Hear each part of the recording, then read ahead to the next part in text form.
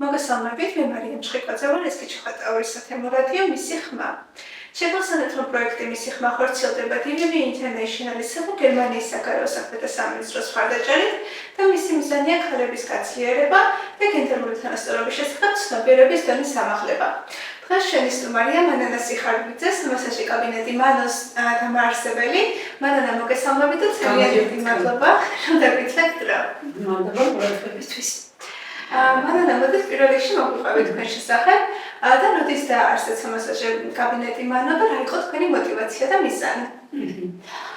მადლობა, რომ დამითხრეთ დრო, მარიამ და თითქმის ჩემი სამასაჟი კაბინეტი მანო ფუნქციონირებს უკვე მესამე წელია და ჩემი მიზანი იყო, რაც ჩამოვედი თბილისიდან, რომ ამ კუთხით დავხმარებთ ჩემ რაიონს და ეს ჩემი დიდი წვლილი და მიზანი, რაც აისახება სამკურნალო მასაჟებზე, მინდოდა რომ ჩემ რაიონში სრულყოფილად იმეღწია ჩემ მიზნებს. და პირველ რიგში ჩემი მიზანი და ის იყო, რომ დავხმარებოდი იმ პირებს, ვისაც პრობლემები აქვს, განსაკუთრებით ბავშვებში, მოზარდებში, სულ შემდგომი რეაბილიტაციები, სხვადასხვა ის პრობლემები, რაც უკვე ჩემი კუთხით აისახება და უკვე იმდენად მოტივირებული ვარ, და მყარად ვთქან ვარ, რომ მართლა ჩემი სადარაჯო ის არის, რომ მაქსიმალურად ჩემი შრომა ჩავდო ამაში და დავეხმარო ამ პაციენტებს, ვინც ამის ჩრდილოეთ და მოდიან ჩემი. მადლობა მანანა, მე რა მაინტერესებს, თქვენ ალბათ თქვენი საქმიანობა ნელ-ნელა განავითარეთ, ხო? ნელ-ნელა მიხვდით მომხმარებლამდე და როგორ დაიწყეთ? თავიდანვე დიდი მასშტაბებით იყო დაინტერესება თუ ნელ-ნელა მოვიდა ეს ყველაფერი? ხო, რა თქმა უნდა, ეს ყველაფერი ნელ-ნელა წამოვიდა, სანამ მე ამ კაბინეტში ესეთი პროფესიონალად ჩამოვაყალიბებდი, მანამდე მუშაობდი კერძოდ ფინანსზე აისახებოდა და შემდეგ იქედან გამომდინარე ისევე ის პაციენტებმა მომართეს და შემდეგ უფრო ნელ-ნელა ეტაპობრივად, რა თქმა უნდა, დროის განმავლობაში განვითარდა ჩემი ეს და მე უფრო მაქსიმალურად დიდი შრომა ჩავდი ამ ყველაფერში. თქვენ პროფესიითაც დაკავშირებული ხართ, ხო, როგორც ვიცი ამ საქმიანობას? კი, რა თქმა უნდა, მე განათლება მივიღე ჯერ სამედიცინო კუთხით და შემდეგ ბარნაული კლინიკა, საკმაოდ ცნობილი კლინიკა, მაგ დავამთავრე ბავშვების და მოზარდების კურსი, სრული კურსი. და კიდევ ერთხელ რომ გამოვყოთ თქვენი მიმართულება, კონკრეტულად არის არასარელაქსაციო, ამ შემთხვევაში არის სამკურნალო მასაჟი. სამკურნალო მასაჟები, რაც აისახება დიაგნოზზე დამოკიდებული. და ძირითადად რა დიაგნოზით მომყართავენ ხოლმე? ჩემთან ძირითადად არის უფრო სკოლიოზი, ტრანსფერფიანობა, ხერხემლის ათასი სხვადასხვა პრობლემები, ნევრალგია და რა თქმა უნდა, ეს ყველაფერი დიაგნოზით არის მომართული. იმიტომ რომ იმაზე ვარ დამოკიდებული. და შედეგი, რა თქმა უნდა, გადამოწმება ინდივიდუალურია დიაგნოზი საფუძველზე. ძალიან მიხარია, რომ ესე სერიოზულად და პროფესიონალურად ვთქვით თქვენ საქმეს. რა სირთულეებს წაწვდომი ხართ ამ პერიოდის განმავლობაში თქვენს პაციენტებთან მიმართებითაც თუ კიდევ ხართ თვითონ მათ თუ გქონდათ რაიმე სირთულე, პრობლემა და ასე შემდეგ? რა თქმა უნდა, ბევრი პრობლემა იყო იმით, რომ ჯერ ეკონომიური კუთხით, იმიტომ რომ ბევრს არ აქვს საშუალება, რომ რაღაცა ელემენტარულად გადამოწმებათ, რომ არის ამაზე პრობლემებიც ეკონომიურად, ეს ჩემშიც აისახება, მაგრამ მე ვცდილობ მაქსიმალურად ჩემი კუთხით დავეხმარო ყველა იმ პაციენტს, რომ შესაძლებელი გახდეს მისთვის, რომ მოვიდეს ჩემამდე და გავუწიო მე დახმარება. სირთულე ის არის, რომ ეს არის ეკონომიური მდგომარეობა. ამას გულისხმობ. როგორც შეიძლება ითქვას, რომ მაინც ჯერ კიდევ მასაჟი არის დაკავშირებული ფუნების საგანთან, მეტყვი თუნდაც იმასთან, რომ რელაქსაციაში დაგეხმაროს, თუნდაც იმასთან, რომ აუცილებლობაა როგორც ვთქვათ, ეკიმთან მისვლა და დროულად ანალიზების ჩატარება და ასე შემდეგ. რა თქმა უნდა, პირველად ვინც მოდიან პაციენტები,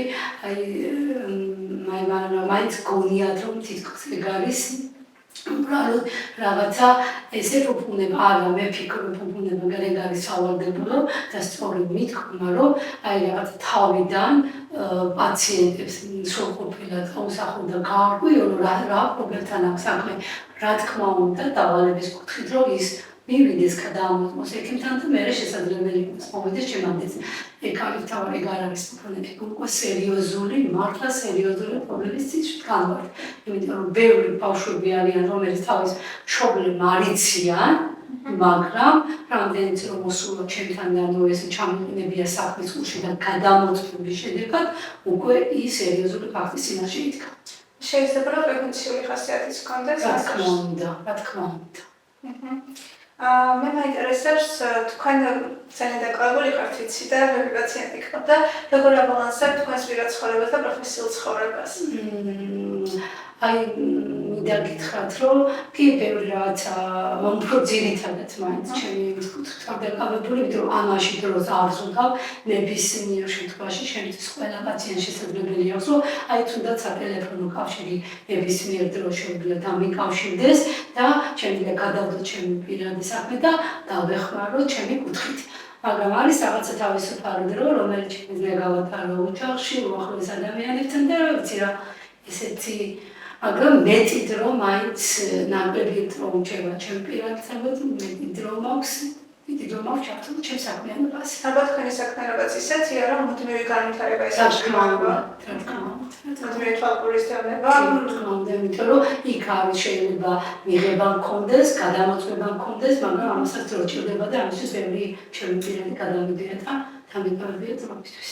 მე სიტყვებს იმასაც რომ რამდენად გიყვართ თქვენი საქმე, იმიტომ რომ თქვენს პირადსაც კი ჯერთ და თქვენს პრობლემა არ არის დაუშვათ არასამუშაო საათებში თუ გიდაგირეკათ პაციენტმა, რაც შეიძლება ერთი მხრივ ვიფიქროთ რომ აი რატომ უნდა დაგვირეკოს, ვინმე არასამუშაო საათებში ხომ ჩვენც ყოველს გვჭირდება პირადი დრო და პირადი სივრცე, მაგრამ მე რამდენად გქონდეს მნიშვნელოვანი არის, რომ ნებისმიერ დროს ადამიანს გაუწიო კონსულტაცია და დაეხმაროთ და მის საჭიროება გაითვალისწინო.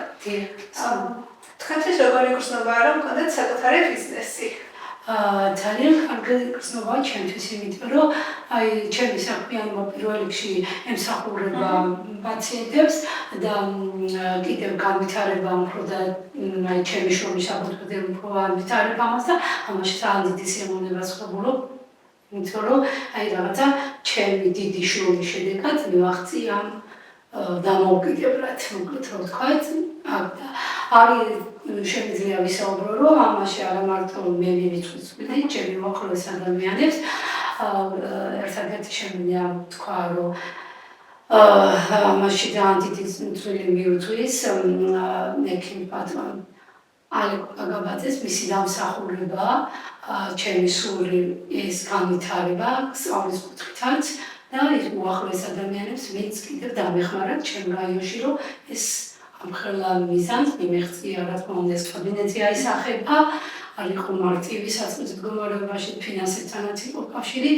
მაგრამ ეს ყველაფერი ერთობლივად მივახციე და მადლობანი და უთხრა ამ ადამიანებს თქვენი ინტერესში დეკატაინდა რომ უდიდესი მადლობა, რომ ძალიან დიდი თანადგომა მოგექცენი მაშინ. და დღეს თუ რამეს მივახციე მათი დამსახურება. კი ჩვენს გადაცემებში ხშირად აღნიშნავს თუ რა მნიშვნელობა აქვს უახლოესი ადამიანების მხარდაჭერას და დახმარებას წარმატების მიღწევის პროცესში, განსაკუთრებით ქალებისთვის. ასევე ძალიან საინტერესოა თქვენი სამომავლო მიზნები, თუ კი ვფიქრობთ ამ გაფართოებას ან რაიმე ახალი სერვისის დამატებას? რა თქმა უნდა, მე ამ ჩემი კაბინეტის გაფართოებას გულისხმობ, რომ მინდა რომ მეტად ეს კურსები გავიარო და აი მეტი ცოდნა მივიღო სამაგდად. არის რაღაცები, რაც გეგმები მაქვს და მე სამწუხაროდ დაისახება და ხა წინასწარ მოწონებს ჩმოვაყალიბებ ამას, მაგრამ მაქვს იდეები იმის, რომ გავაფართო მეტად და აი მეტი შემოჩავდო ყველაფერში.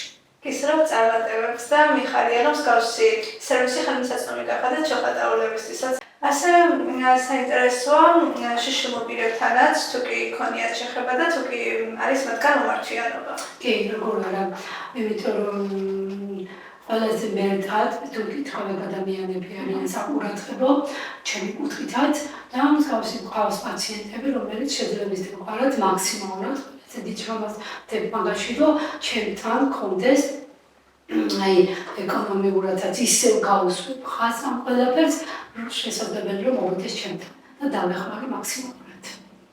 ძალიან კარგი, რა თქვენ ითვალისწინეთ ამ ადამიანების ეკონომიკურ შესაძლებლობას. სოციალურ ნაზი ყველგან სამართლებრივად უსვამ ხაზს, რომ მაქსიმალურად დავეხმარო და გქონდეთ ჩემთან შესაძლებლობა რომ მოვიდე.